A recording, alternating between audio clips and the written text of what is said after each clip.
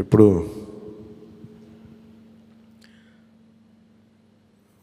Party నేతగా మాట్లాడటం అలవాటు అయిపోయి ప్రెసిడెంట్గా మన శాసనసభ పక్ష నాయకుడిగా మాట్లాడాలంటే కొత్తగా ఉంది. ఇప్పుడు గొడవలు పెట్టుకోవడం, మాట్లాడటం, సమస్యలు తీసుకురావడం. బట్ మీ అందరికీ అపూర్వమైన మెజారిటీలతోటి ఘన విజయం సాధించిన మీ అందరికీ ప్రతి ఒక్కరికి పేరు పేరున నా హృదయపూర్వక అభినందనలు, ధన్యవాదాలు. ఈ సందర్భంలో మేము want to share few things. చాలా ఒంటరి ప్రయాణం చేశాం. జాతీయ స్థాయి నాయకులు కూడా ఢిల్లీలో వాళ్ళు అడుగుతుంది ఏంటంటే, నువ్వు ఎలా పార్టీ నడిపావు? పార్టీ నడపడం మాకు తెలుసు కదా, అధికారం ఒక గుర్తింపు ఉన్న జాతీయ స్థాయి పార్టీలో ఉండి అసలు అధికారం లేకపోతే ఎంత కష్టమో మాకు తెలుసు. అలాంటిది మీరు not even recognised party, just registered party, మీరు ఎలా సస్టైన్ చేశారు ఇంతకాలం? వాళ్ళకి నేను ఒకటే చెప్పాను, మేమంటే ప్రేమించే జన సైనికులు, వీర మహిళలు, జనసేన మద్దతుదారులు, వారి వల్ల మేము బలంగా నిలబడగలిగాం. ఒక తీర్మానం నా సైడ్ నుంచి ఏంటంటే, ఈ ఘన విజయానికి కారకులైన అంటే దశాబ్దంగా అన్ని ఒడిదుడుకుల్ని ఎదుర్కొంటూ దెబ్బతింటూ క్షేత్రస్థాయిలో అన్ని రకాలుగా ఇబ్బందులు పడుతూ మనకి మద్దతు ఇచ్చిన జన సైనికులకి, వీర మహిళలకి, జనసేన నాయకులందరికీ కూడా వారికి నా మనస్ఫూర్తిగా నా అభినందనలు తెలియజేస్తూ ఉన్నాను. మీరు లేకపోతే ఈ రోజున ఈ విజయం ఉండేది కాదు. అలాగే ఈ విజయం అసలు మనం చేసిన పోరాటానికి ముగ్ధులై 2019లో తప్పు చేసాం, ఈసారి ఎట్టి పరిస్థితుల్లో మేము తప్పు చేయమని ప్రతి ఒక్కరూ ఒక 100 మందిలో కలిస్తే 100 మంది చెప్పేవాళ్ళు, ఒకళ్ళు కలిస్తే ఒకళ్ళు చెప్పేవాళ్ళు, ఏ మూలకెళ్ళి చెప్పేవాళ్ళు.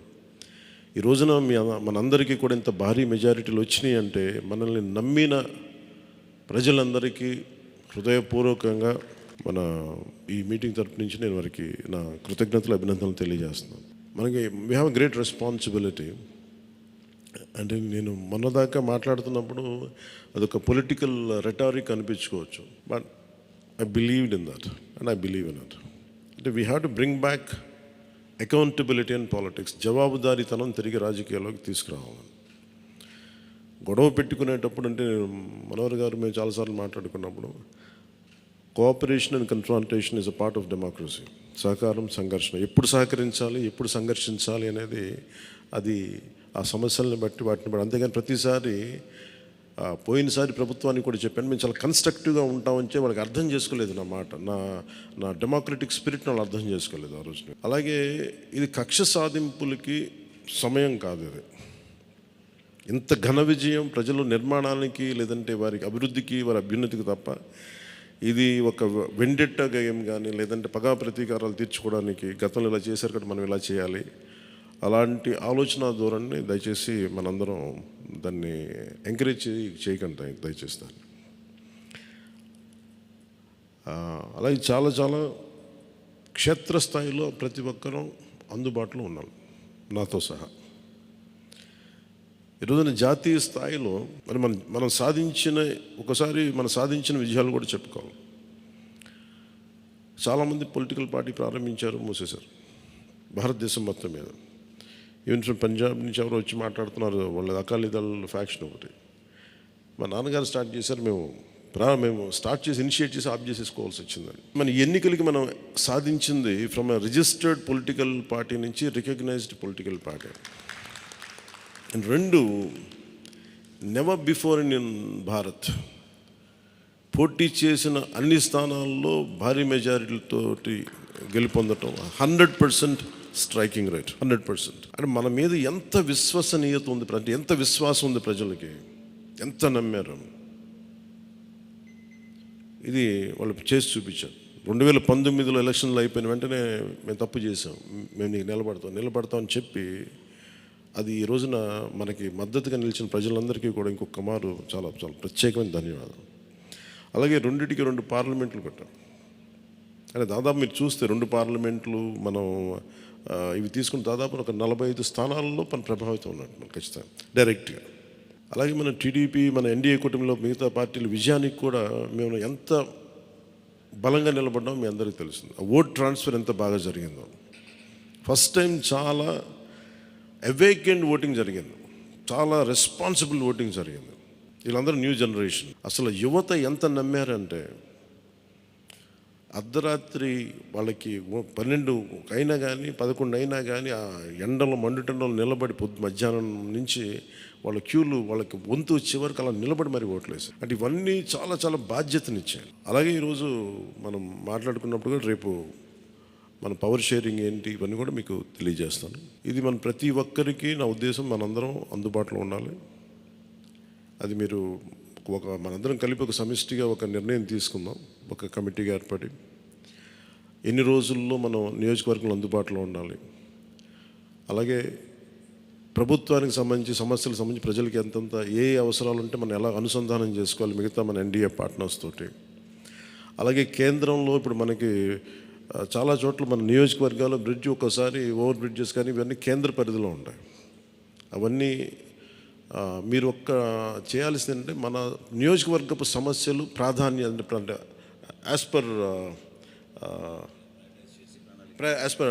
ప్లీజ్ ప్రయారిటైజ్ చేసి మనం కొన్ని కేంద్రం ద్వారా జరిపించాల్సినవి ఉంటే అది చేద్దాం. అలాగే ఇది మనం దేనికోసమైతే నిలబడ్డామో మాట ఇచ్చామో వాటికి నిలబడతాం. అలాగే పాలకొండకి మనం వెళ్ళినప్పుడు అక్కడ ఏనుగులు వచ్చి పంట పొలాలు ధ్వంసం చేస్తాయి.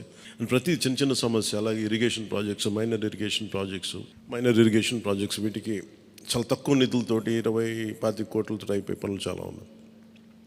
అండ్ మేజర్గా మన ఎలక్షన్స్లో మనం చెప్పింది విద్య, వైద్యం, ఉపాధి, సాగునీరు, తాగునీరు అండ్ లా అండ్ ఆర్డర్. ప్రజల మాన ప్రాణ ఆస్తుల సంరక్షణకి మనం చాలా చాలా జవాబుదారీతనంగా ఉండాలి. అలాగే మనకిచ్చింది ఇది ఎందుకంటే నెక్స్ట్ జనరేషన్ వచ్చింది, అది మనందరం అర్థం చేసుకోవాలి. పాత తరం రాజకీయాల్లాగా కూర్చోబెట్టి మనం పవర్ని ఎక్సర్సైజ్ చేస్తామంటే కుదరదు. ఎందుకంటే ప్రజలు ఎంత మద్దతుగా నిలబడ్డారో వాళ్ళు అంతే బలంతో మనం నిలదీయగలరు. అది మనం దయచేసి మర్చిపోతుంది. నాతో సహా నేను మర్చిపోదాన్ని. అందుకని లెటర్స్ బి వాళ్ళు ఒకసారి కోపంతో ఒక మాట మాట్లాడినా అసహనంతో అది మనం భరించాలి తప్ప. అలాగే విమర్శించేటప్పుడు కూడా దయచేసి అది పర్సనల్ అటాక్స్ ఎవరికి వెళ్ళకండి. వాళ్ళని మీరు చూశారు కదా, పోయినసారి ఆయన గత ప్రభుత్వాన్ని హ్యాండిల్ చేసిన ముఖ్యమంత్రి గారు ఎన్ని మాట్లాడి నేను ఎందుకు స్పందించలేదు వ్యక్తిగతంగా అంటే అది ఆ ప్రెసిడెంట్ ఆపేద్దామని మనం ఎక్కడ చేయాలి. అలాగే పార్టీ మనందరం చేయాల్సింది టైమ్స్, పంక్చువాలిటీ, సరైన సమయానికి రావడం. మీరు కావాలంటే గంట ముందు రండి. నైట్ 1:30, 2:30 అని పడుకునేటప్పటికి. ఎందుకంటే ఇది మనం 5 సంవత్సరాల కాలాన్ని ఎంత సద్వినియోగం చేసుకోగలం దాని మీద ఆధారపడి ఉంటుంది భవిష్యత్తు. దయచేసి మనందరం నియమావళిని పాటిద్దాం. కొంత మనలో కూడా మనం వన్స్ ఇన్ ఎ వైల్ మనందరం కూర్చొని మేబీ ఓవర్ లంచ్, ఒక ఈవినింగ్ ఒక చాయ్ పే చర్చ లాగా ఏమేం చేయాలి. అలాగే మనం కూడా కొంత కలుపుగోలుతనం చూపించాలి మిగతా పార్టీలు, మన ఎన్డీఏ కానీ బీజేపీ, మన ఎన్డీఏ పార్ట్నర్స్ అందరికీ కూడా. అంటే మనం ప్రత్యేకించి మనం ఎక్స్క్లూజివ్గా ఉండకుండా అందరితో మమేకం అవ్వాలి. అట్ ద సేమ్ టైం మనం నాట్ లూజింగ్ అవర్ ఐడెంటిటీ. అందుకని ఇవన్నీ దృష్టిలో పెట్టుకొని ఇప్పుడు మనం ఢిల్లీలో మనం చేసినట్టుగా మన ప్రధానమంత్రి గారి పేరుని నన్ను కూడా ప్రతిపాదించినట్టుగా ఈ రోజున రాష్ట్ర ఎన్డీఏ నాయకులు మనం ఎన్నుకోవాలి. మీ అందరికీ ఇంకొక మారు ధన్యవాదాలు తెలుపుకుంటాం. Thank you. జై హింద్.